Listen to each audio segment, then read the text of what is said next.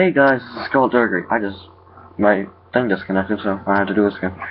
Okay, shout out to Toasty Girl 72. Sorry if I said that wrong. She really is excited about this. I'm only doing Suicide Sally and Sandman. I can't believe I have to do this again.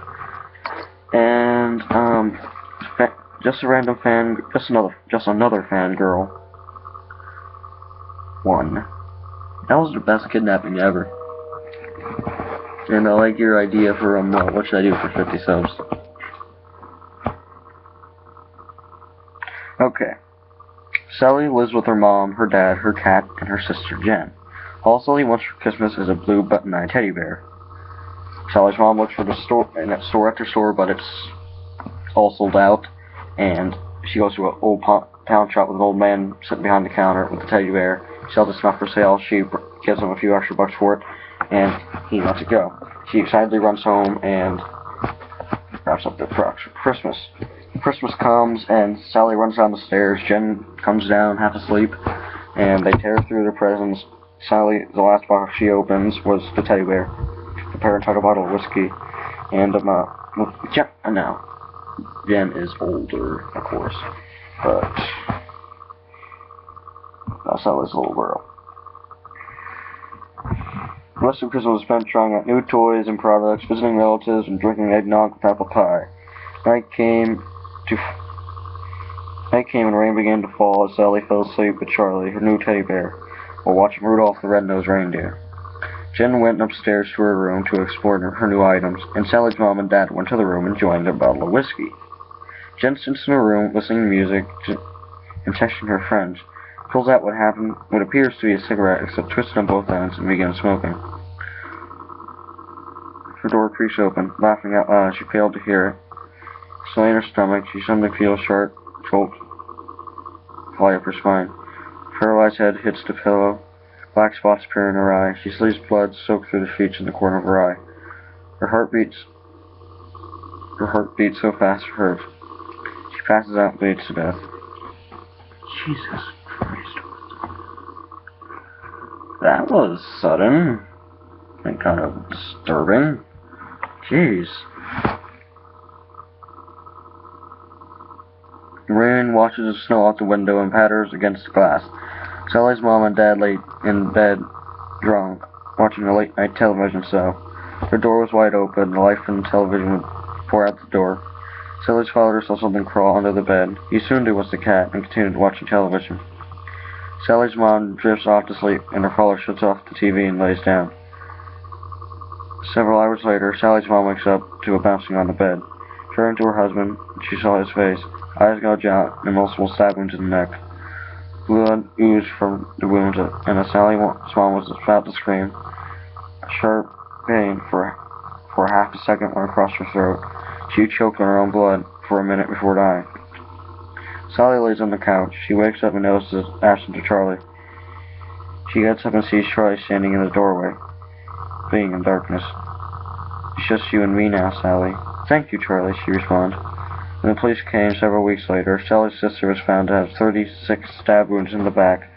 Father's eyes gouged out, and his neck and back were stabbed 29 times. His mother's throat was cut.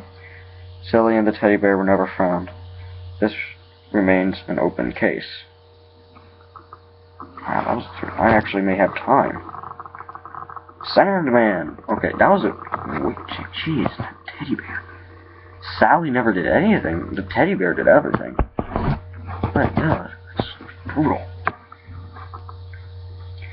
Sandman! This one's a longer one. Yay, everybody! Oh my God, this is a long one. This is longer than... Oh my God.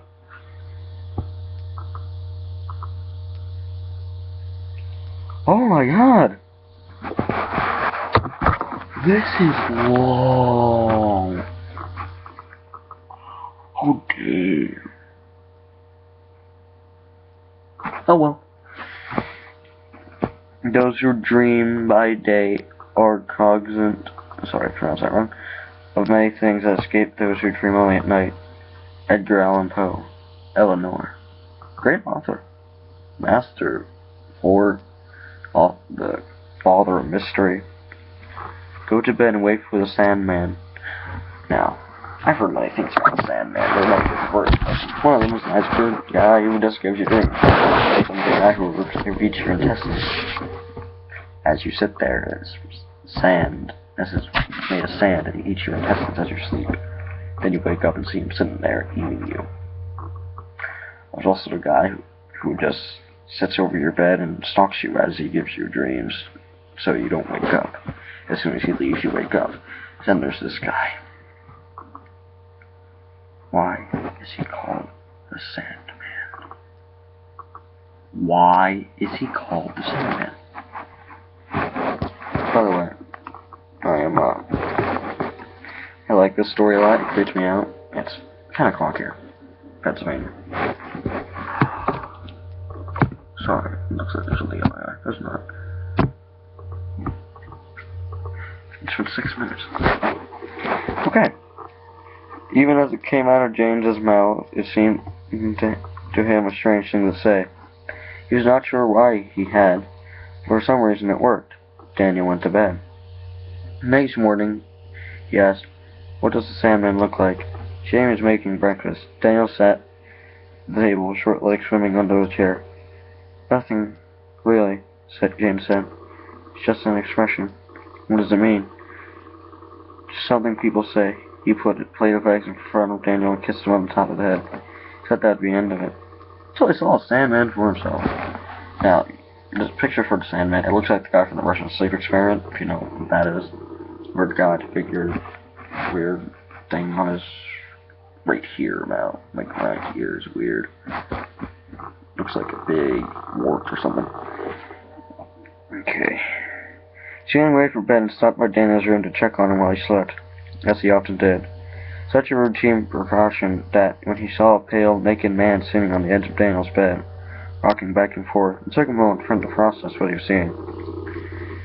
He reacted the way any father would. Of course, he ran into the room screaming. For a moment he thought of tracking an intruder. Then the man on the bed turned. That's when James saw it wasn't really a man. It was a pale, slithery thing, hairless and warped, its joints turned the wrong way, and its body out of shape with itself. When it moved, it was like an insane marionette dancing on stage. James froze. The skittering thing watched him. He felt spreading warmth, and he realized he pissed his pants. When he remembered that Daniel was still in the bed, staring at the broken-shaped thing sitting a foot away, he began the courage to move. He grabbed Daniel and ran in the hall and turned to see if the thing would follow them, but it didn't. For a moment, it watched them moving. Stop-motion nightmare. It crawled to the window and jumped out, leaving only the billowing curtains to mark its passing. James had trouble talking to the police. Okay, I'm going to tell you this from memory. It's just a long story. I'll just sorry. If you want me to read the entire thing, I'll do that in a separate video. I don't want to do it now. Daniel says he looks like a regular intruder. His father doesn't know why, so he just agrees with him. They move for a little while. We come back, and he puts on new locks, bars, and everywhere. Daniel then basically goes mute. He just stops talking. Now, Daniel's young. He thought James thinks it's a face, but he's so paranoid of this thing. He's everywhere he goes, he looks. Every night he checks. So one night, sometimes he goes and looks for it, expecting to see it around the corner. I'm sorry if I get this out of the order, but one night... No. I know what it was now. He went into a closet where he thought it was hiding. No, it was a guest bedroom. Yeah, guest bedroom. He thought it was hiding. It was like a closet. He went in and checked everywhere, even the ceiling. Thought it appeared to him there was a ceiling, so he looked up, and there was nothing there. That night, he goes into Daniel's room, and this time, he stops and listens to the door. He hears talking. Then he bursts in the room. He heard Daniel's voice first of all, so he bursts in the room, and nothing's there, only Daniel sitting up in bed. And he Daniel was asleep. Yeah, Daniel was asleep, but he knows he heard Daniel's voice. So he's running around. Daniel wakes up. He's tearing up the room, looking at the ceiling, looking under the bed, looking everywhere. Nothing to be found. The bars and window were so intact. No sign of a break-in. One night, and then eventually everything just stopped. He got calm, and he vanished, and he took the bars off the windows. Then No, he took the bars off before that. He picked up Daniel, ran out. Hid in the hallway, was sitting with his figured thing. He started confronting, asking what it was, and everything. And it talked in Daniel's voice, saying, "Daddy? Daddy? Daddy?" Oh, stupid face. Anyway, wait, I'm gonna go off the sword for this because it's creepy. Daddy. James looked back to the hunched figure. Its head jerked when it talked, like a tick. "Hello, Daddy." James' mouth went dry. It took several tries before he could speak. "Don't call me that." "It is this voice's name for you. Go away. Leave my family alone." "But I am your family." The longer it talked, the more the voice became distorted and blurred. An icy feeling nestled in James' stomach. "Who are you?" "Someone who came to visit." "Why here?" "You invited me." James' heart thudded against the inside of his chest. "Why?" "I had something you wanted." Not really. James licked his lips dry. "You're lying. You don't have anything right now. I want you to leave and never come back." "Who is Daniel's mother?" James blinked. "What? Who is Daniel's mother?" What the hell kind of question is that? "How old is Daniel?" James blinked again. Thing's voice caused a pinching pain in the center of his forehead. "Stop asking me these things." "When is Daniel's birthday?" "I don't know." "What is his middle name?" "Shut up." "What was his first word?" "I said shut up." James wanted to tear the thing apart with his bare hands. Only the heaviness of Daniel on his arms kept him where he was. "You were alone. You wanted a son. So I made one for you." James' hands began to shake. "That doesn't make sense. Made out of what?" "Out of myself."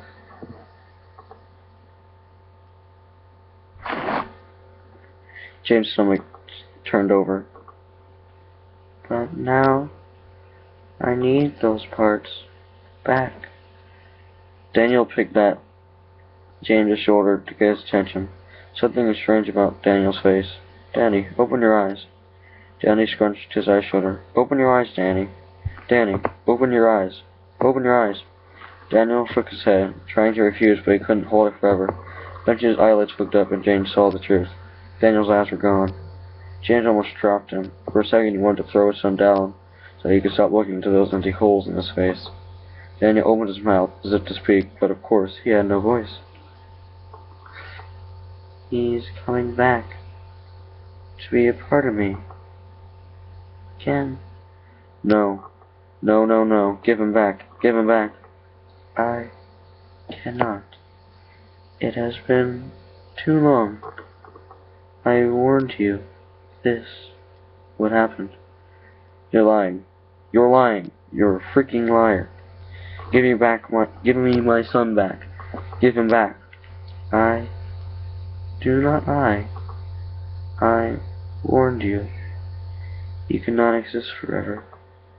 But you do not remember. You can only remember what I want you to. You forget all the times we have talked." Daniel felt like a doll, or an empty bag.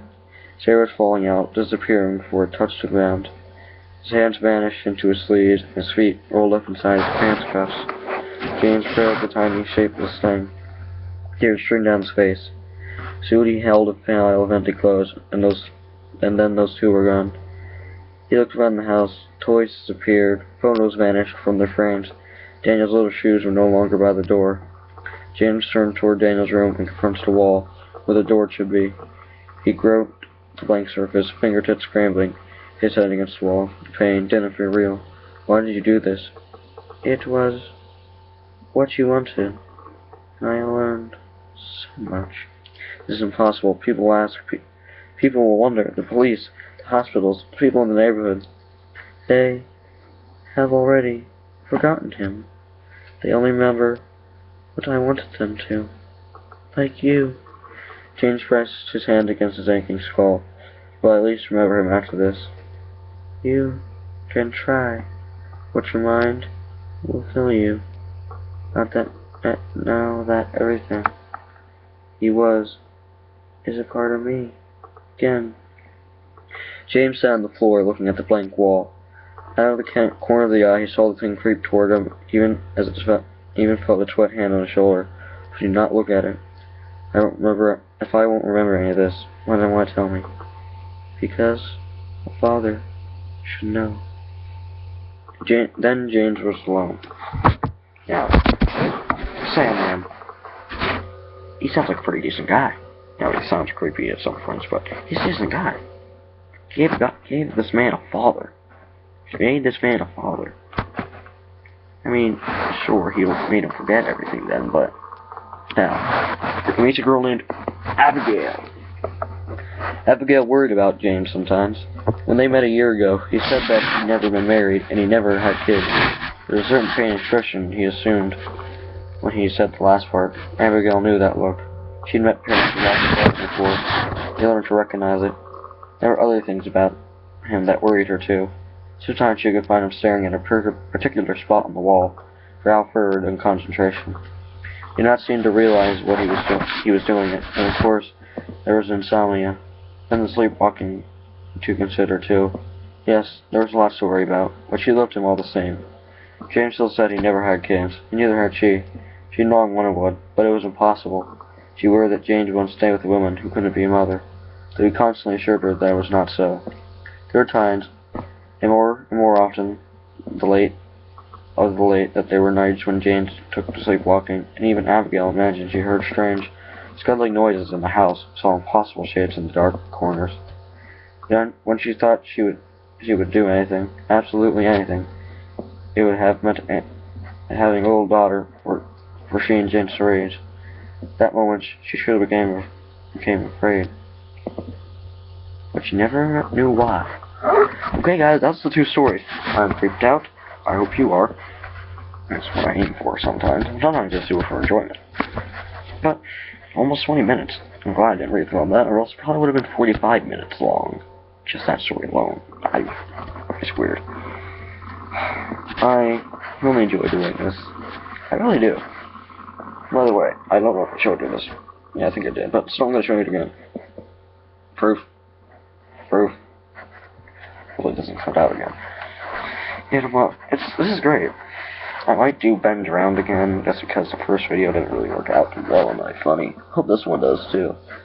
This was a lot of fun. I hope you enjoyed Suicide Sally, and I hope you enjoyed Sandman. I still think Jeff the Killer is my favorite, and Homicidal